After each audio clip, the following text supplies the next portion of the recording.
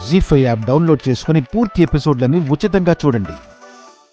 శుభమా అని అత్తింట్లో అడుగు పెట్టినప్పుడు ఏ ఆడపిల్లైనా ఒడి బియ్యంతో రావాలి కదా. మరి నీ చెల్లెందుకు రాలేదు? కాస్త మొత్తం అన్నీ తెలిసి ఏమి తెలియనట్టు మాట్లాడుకో. మేము ఇలాగే మాట్లాడతాం. నిజంగా నీ చెల్లికి పౌరుషమే ఉంటే శంకర్ నారాయణ కూతురే అయితే ఒడి బియ్యంతోనే ఇంట్లో అడుగు పెట్టమను, లేదా పొమ్మను.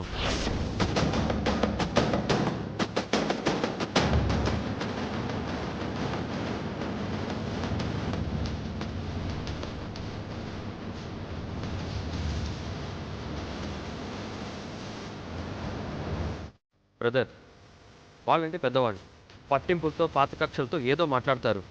నువ్వు కూడా వద్దు, దయచేసి నన్ను రెచ్చగొట్టదు. విన్నావు కదా లత, నువ్వే గనక శంకర్ నారాయణ కూతురైతే నీ ఒంట్లో ప్రవహించేది ఆయన రక్తం అయితే. ఆపండి ఆపండి ఆపండి.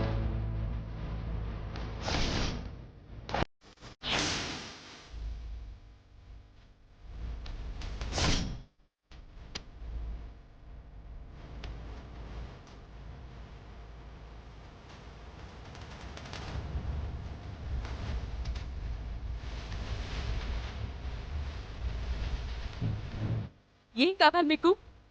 నా నుంచి ఏం కావాలి? ఒడి బియ్యమే కదా. నా పుట్టింటి వాళ్ళు ఇంకా బ్రతికే ఉన్నారు. నిన్ను పెళ్లి చేసుకున్నానని, నీ ఇంటి కోడలయ్యారన్న ఒకే ఒక కారణంతో నన్ను కాదనుకుని వెళ్ళిపోయారు.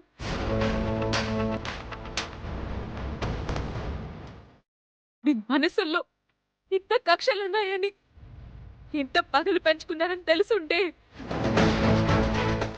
నేను చచ్చిన ఇంటి కోడలు అయి ఉండేదాన్ని కాదు. లత, నువ్వు ఆగక. నీకు ఒడి బియ్యమే కదా కావాలి, నేను తీసుకొస్తాను. నిజంగా కనుక మా బాబాయ్ ఒడి బియ్యం పోయకపోతే ఇక జీవితంలో నేను ఈ ఇంట్లో అడుగు పెట్టను.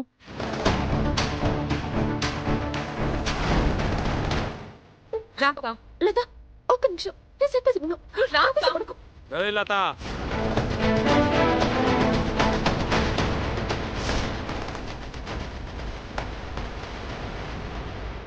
వీరనారాయణ లాగా వేరే లెవెల్లో ఛాలెంజ్ చేయటం కాదు, ఇచ్చిన మాటకి కట్టుబడి ఉండాలి.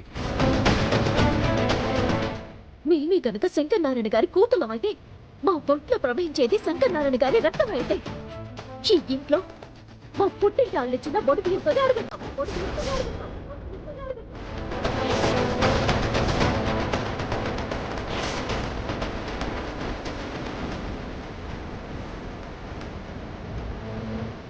ఏంటి వదినా నువ్వు అనేది?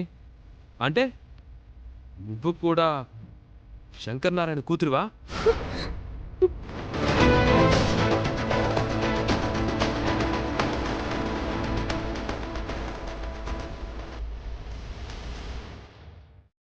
జీ5 యాప్ డౌన్లోడ్ చేసి అన్ని ఎపిసోడ్స్ పూర్తి ఉచితంగా చూడండి.